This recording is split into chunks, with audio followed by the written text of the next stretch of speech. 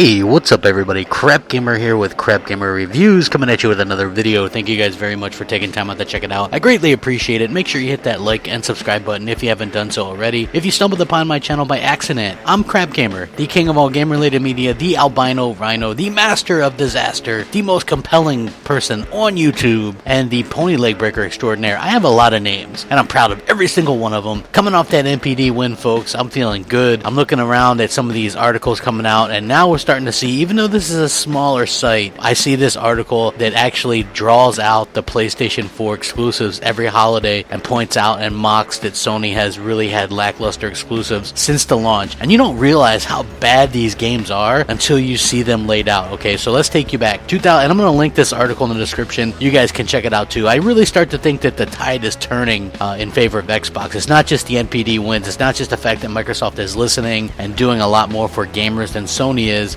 It's the fact that people are starting to realize these things, and that's hooray for everybody, right? I mean, this is going to have to force Sony to go back to the drawing board and actually start doing some things. So we look at the holiday lineup for the launch of the PS4, Killzone Shadowfall, and Knack. That's it. Killzone, Shadowfall, and Knack. An average shooter and a terrible platformer. Think about that for a second. Not very good. Then you go into 2014 for the holiday exclusives. You have Drive Club, which we know how that turned out. It was terrible, and it's an average racing game. And remember how bad the servers were? And then remember the issues with, this even brings up the issues with the free version that was postponed for over a year because of the regular version, and Little Big Planet 3, which is the worst of the 3 Little Big Planet games on consoles by far. So that was your huge game lineup for 2014, right? And you think, well, maybe it gets better, huh? Not really, because you know what, they're actually, if you would have thought it couldn't have got worse, their big games for 2015 in the holiday were the Nathan Drake collection and Tearaway Unfolded, which Tearaway's not even, I wouldn't even put that in there as a game like that. It's like a Vita port or something like that. It even mentions that it's a Vita port, but just think how sad this lineup sounds, really. I mean, you don't realize how bad it sounds until you look at it, right? The Nathan Drake collection, the Uncharted collection, and Tearaway Unfolded. Horrible. And then you have the 2016 holiday exclusives, and it lists The Last Guardian,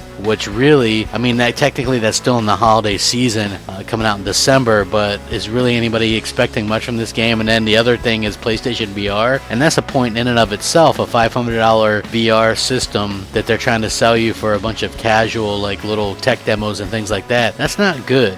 I think that that's pretty damn piss poor, and I think that it's about damn time that some of these sites, even though again this is a smaller site, but it is still good to see a site call some of these Sony out. You know, it is good, and it can only help you know, in the future as well, because it's something we didn't see. If you remember right, over a year ago we saw articles titled like this, and I kid you not, Sony doesn't have the exclusives, and that's genius. You know what I mean? So we see things like that, and now this year we're starting to see articles like this, how PlayStation is going to disappoint even more this year, and they have been disappointing. If you sit there with a straight face and tell me that you're not disappointed with Sony's holiday lineup since the inception of the PS4, then you know what, you need to I don't know, do something, because you're clearly full of shit. You know, obviously Sony has completely let down gamers, and not just PlayStation gamers, but gamers in general and fans of gaming. You know what I mean? When I bought a PS4, I expected more than this, especially coming off the back end of the PS3, which was actually really had a lot of exclusives, especially after